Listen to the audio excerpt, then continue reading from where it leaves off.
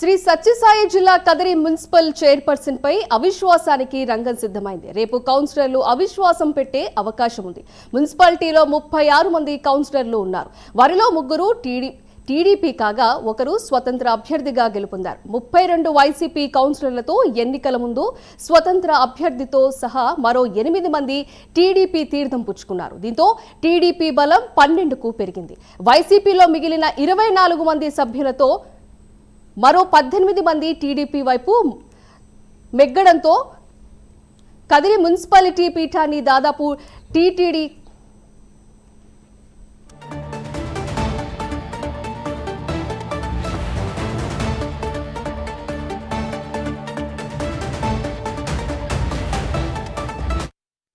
శ్రీ సత్యసాయి జిల్లా Kadiri municipal chairperson పై అవిశ్వాసానికి రంగం సిద్ధమైంది. రేపు కౌన్సిలర్లు అవిశ్వాసం పెట్టే అవకాశం ఉంది. మున్సిపాలిటీలో 36 మంది ఒకరు స్వతంత్ర అభ్యర్థిగా గెలుపొందారు. 32 వైసీపీ కౌన్సిలర్లలో ఎన్నిక ముందు స్వతంత్ర అభ్యర్థితో సహా మరో 8 మంది టీడీపీ తీర్థం పుచ్చుకున్నారు. దీంతో టీడీపీ బలం 12కు పెరిగింది. వైసీపీలో మిగిలిన 24 మంది సభ్యులలో మరో 18 మంది టీడీపీ వైపు మెగ్గడంతో కదిరి మున్సిపాలిటీ పీఠాన్ని దాదాపు టీడీపీ కైవసం చేసుకునే అవకాశాలు కనిపిస్తున్నాయి.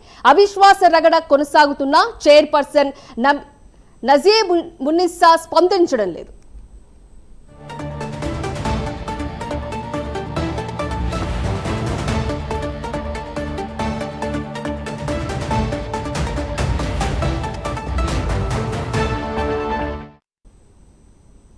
నాలుగేళ్లుగా కదిరి మున్సిపాలిటీ చైర్పర్సన్ పదవి విషయంలో తరచూ విమర్శలు తలెత్తుతూనే ఉన్నాయి.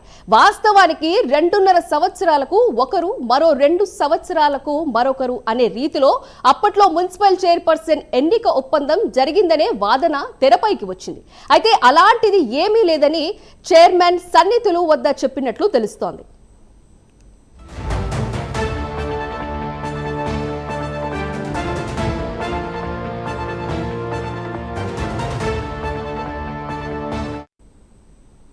దీని గురించి మరింత సమాచారం మా ప్రతినిధి నాగేంద్రనాథ్ రెడ్డి చెప్తారు. నాగేంద్రనాథ్ రెడ్డి చెప్పండి. సింధు, శ్రీ సత్యసాయి జిల్లా కదిరి మున్సిపాలిటీలో 36 మంది కౌన్సిలర్లు ఉన్నారు. 36 మందిలో టీడీపీ 3 గెలిచారు, ఒకరు స్వతంత్రం గెలిచారు, 32 మంది వైకాపా గెలిచారు. వైకాపా గెలవడంతో వైకాపా తరఫున నజీబ్ మున్నిసా చైర్మన్ గా అప్పట్లో ఎన్నుకోబడ్డారు. ఆమె ఎన్నుకున్నప్పుడు 2.5 సంవత్సరాల పాటు ఆమె ఉంటుంది. తర్వాత మరొకరికి అవకాశం ఇచ్చే విధంగా ఆ రోజు ఒప్పందం చేశారు. అయితే ఆ రోజు ఒప్పందం చేసిన మేరకు అప్పటి ఎమ్మెల్యే ఎవరైతే సిద్ధారెడ్డి ఉన్నారో ఆయన వైకాపా సీట్ ఇవ్వలేదు. సీట్ ఇవ్వకపోగా మరి ఎన్నికల అనంతరం ఆయన పార్టీ నుంచి సస్పెండ్ చేశారు. పార్టీని సస్పెండ్ చేయడంతో చైర్మన్ కూడా డేట్ ఫిరాయించింది. అయితే నాకు ఏం చెప్పలేదు అలాంటిది, నేను పూర్తి కాలం ఉంటాననేసి ఆమె తన సన్నిహితుల వద్ద చెప్పినట్టు సమాచారం. అయితే ఈ రోజు టీడీపీ అవిశ్వాసానికి ఆల్రెడీ ఇప్పటికీ కలెక్టర్ కూడా శ్రద్ధగా కౌన్సిలర్లకు సంబంధించిన సంతకాలు చేసి ఇవ్వడం జరిగింది. రేపు అవిశ్వాసం ప్రవేశపెట్టనున్నారు. ఇప్పటికీ 3 తెలుగుదేశము ఎన్నికల మునుపు ఒక స్వతంత్ర అభ్యర్థితో పాటు 8 మంది వైకాపా కౌన్సిలర్లు ఎన్నికల మునిపే టీడీపీ వైపు వచ్చారు. అప్పుడు టీడీపీ బలం 12కు పెరిగింది. 12 పెరిగిన తర్వాత 24 మందిలో ఉన్నటువంటి వైకాపాకు సంబంధించినటువంటి వారు నజీర్ మున్నిసానికి నువ్వు ఖచ్చితంగా రాజీనామా చేయాలి, మరో అభ్యర్థిని ఎన్నుకుంటా వైకాపా తరఫున అని చెప్పారు. ఇదే విషయాన్ని అధిష్టానం దృష్టికి తీసుకెళ్లారు. ఎవరైతే సిద్ధారెడ్డి మాజీ ఎమ్మెల్యేనా బయటికి పోవడంతో అక్కడ ఉన్నటువంటి సమన్వయకర్త మక్బూల్ కూడా మహత్కూర్ చెప్పారు. అలాగే అక్కడ స్థానికంగా ఉన్నటువంటి పూల శ్రీనివాస్ రెడ్డి కూడా ఆయన కూడా సీనియర్ నేత కూడా ఆయన కూడా చెప్పాడు. అయితే పూల శ్రీనివాస్ రెడ్డి ఈ విషయంలో నేను కదిరి మున్సిపాలిటీకి సంబంధించిన విషయాన్ని అంతా అధిష్టానం తీసుకెళ్ళి లేదంటే సమన్వయకర్తకు చెప్పారు. ఆయన చెప్పడంతో సమన్వయకర్త అంటి ముట్టనట్లుగా చిత్తపు చూపుగా కదిరికి వస్తున్నారు అనేసి అధిష్టానం దృష్టికి మిగతా కౌన్సిలర్ తీసుకెళ్లారు.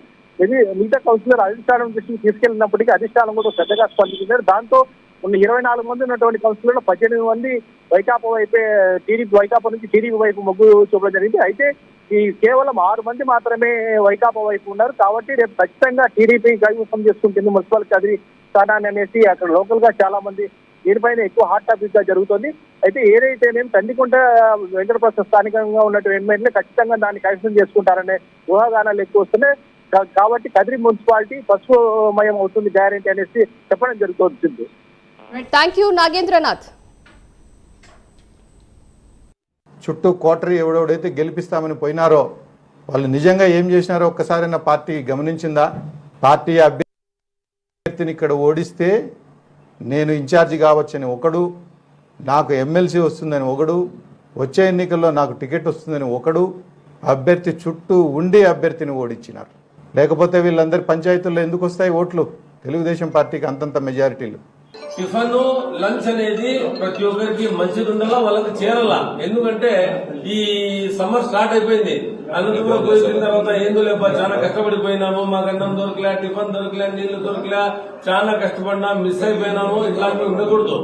ఎవరు ఆ బస్సుకి పాయింట్ ఆఫ్ కాంటాక్ట్ ఇన్ఛార్జ్ ఉంటాడో ఆయన ఏమంటే రెస్పాన్సిబిలిటీ 50 మందినో 45, బహుశా పెద్ద బస్సులే వస్తా ఉండేది, 45 నుంచి 50 మంది కూర్చుంటారు. 50 వేసుకోండి. 50 మంది పోయి మళ్ళీ వాపసు వాళ్ళ గమ్యానికి వాళ్ళు తిరిగి రావాలి. అట్లా చాలా కేర్ఫుల్ గా తీసుకోవాలి. ఎందుకంటే ఈ డైరెక్షన్ నేను ఎప్పుడు చెప్తున్నాను, మా తరఫు నుంచి అయితే ఈ ఒక్క మాట ఉండదు. మనకు ప్రతి చిన్న మాట టెలికాన్ఫరెన్స్ లో ఒక 5 మెన్ కమిటీ వేసేసి కన్వీనర్ గారు, ZPTC, MPP, JCS convener, booth manager 5 మంది వేసుకుని 30 బస్సులు ఎట్లా చేస్తారు ఏమనేది ఆ మండలానికి, ఆ పంచాయతీకి ఏ ప్రకారంగా చేస్తుంటారో మీరే మాట్లాడుకొని మీరే చేసేస్తే. విధాన కలెక్టర్ గారిని కలిసి వారు 26 మంది కౌన్సిల్ సభ్యులు సంతక సేకరణ చేసి అవిశ్వాస తీర్మానం కోసం కలెక్టర్ గారిని అప్రోచ్ కావడం జరిగింది.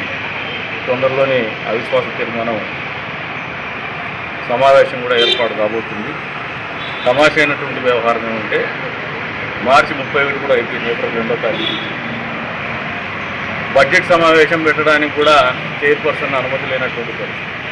అంటే ప్రజల గురించి కానీ, పరిపాలన గురించి కానీ, అభివృద్ధి గురించి కానీ బడ్జెట్ ప్రవేశపెట్టుకుంటేనే కనీసమైనటువంటి ఖర్చుల కోసమైనా కూడా ఏదైనా అప్రాపరేషన్ మామూలు పెట్టుకుంటారు.